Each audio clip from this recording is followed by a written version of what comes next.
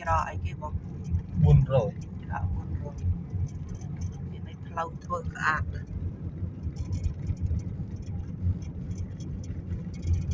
ផ្លូវស្អាតណាជួននេះ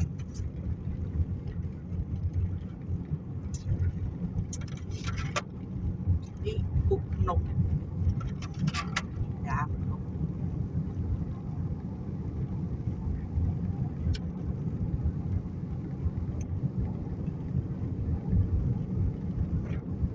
ផ្លូវនេះនិយាយចំឡើងភ្នំចុះភ្នំឡើងជាងខាងបៃលិនទៀត ផ្លូវស្អាតជាង3លិត ផ្លូវវាពុកភ្នំហៅ និយាយទេសភាពញាក់សាច់ទេសភាពម៉ាស្អាតហ្នឹងជួននេះ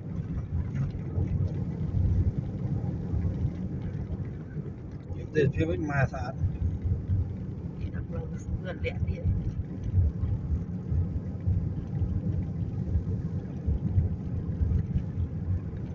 នេះផ្លូវទៅនិយាយចំចូលវាវែងដូចគ្នាក្នុង1500ណាវាវែង1500ចូលទៅផ្លូវខ្សែជាមួយគ្នាហ្នឹងផ្លូវខ្សែមួយគ្នាបើមួយបត់ឆ្វេងមួយបត់ស្ដាំបត់ស្ដាំយើងមក1000ច្រឡំបត់ស្ដាំយើងមកច្រក400បត់ឆ្វេងយើងទៅភ្នំ1500ផ្លូវពុកភ្នំនឹងអស់ហើយ ពុះមិនជួននេះភ្នំបើយើងមិនពុះភ្នំមកមិនកើតចុះតាមចរាចរណ៍អត់កើតទេនេះlàពុះភ្នំនេះទៅវាទៅពុះភ្នំបាទទេសភាពញាក់សាច់យ៉ាងជួននេះ អានេះញ៉ាត់ល្អបង ស្អីមានម៉ូតូឡានមកតែមានមួយគាត់មានច្រើនណាហើយច្រកនេះបើបងប្អូនចង់មកក៏វាចេញចូលស្រួលដែរអញ្ចឹង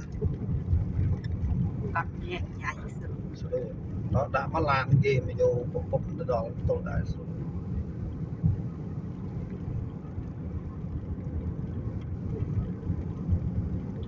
ស្វាយ ទុរេនក៏ទុរេនស្វាយក៏ស្វាយដាំឡើងម្រេចក៏ម្រេច នេះគ្រប់ដំណាំអីក៏មានដីជិះចំដីជួលល្អបើភ្នំសាត្រេន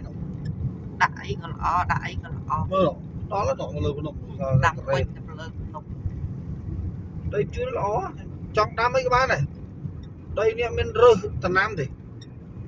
ទៅនិយាយទេសភាពវិញញាក់សាច់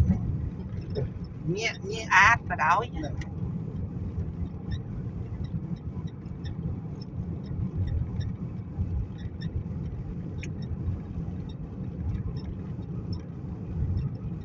ភាពញាក់សាច់ស្អាតខ្លាញ់ទេសភាពនិយាយត្រង់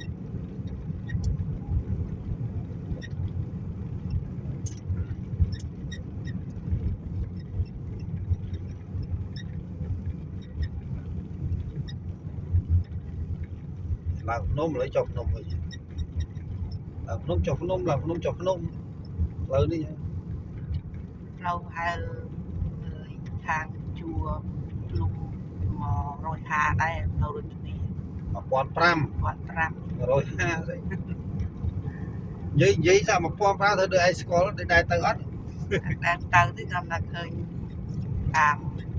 ចាំថ្ងៃណាមានឱកាសល្អមិនមានឱកាសល្អចាំថ្ងៃណាមានលុយ ស្អាតបដោយនេះភាព ខ្ញុំថាអត់ស្អាត ក្នុងទេទៅដឹកបន្លែតាមភូមិ នេះគេដើរដឹកលក់តាមភូមិចូលតាមភូមិ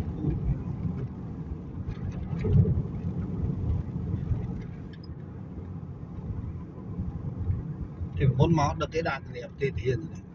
ដាក់តំណឹងហើយឥឡូវបានដល់នោះ បានឆ្ងាយដែរ តែយើងអត់ធ្វើផ្លូវទៅឥឡូវធ្វើផ្លូវស្អាតនេះយើងបានទៅដល់បាទនេះបើយើងចង់ទៅជិះចូលដីថៃលេងបានណាចូលស្រួល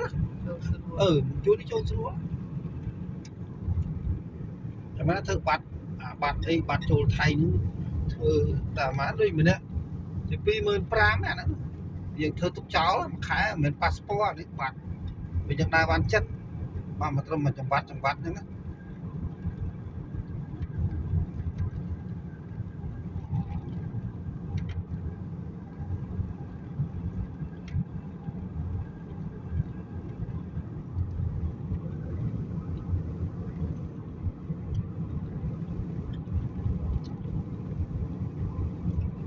ព្រោះថ្ងៃនេះសៅរ៍អាទិត្យទេហើយគេមកលេងតឡាតឬក៏លេងអីមិនដឹងបើកតឡាតថ្ងៃណាបាទថា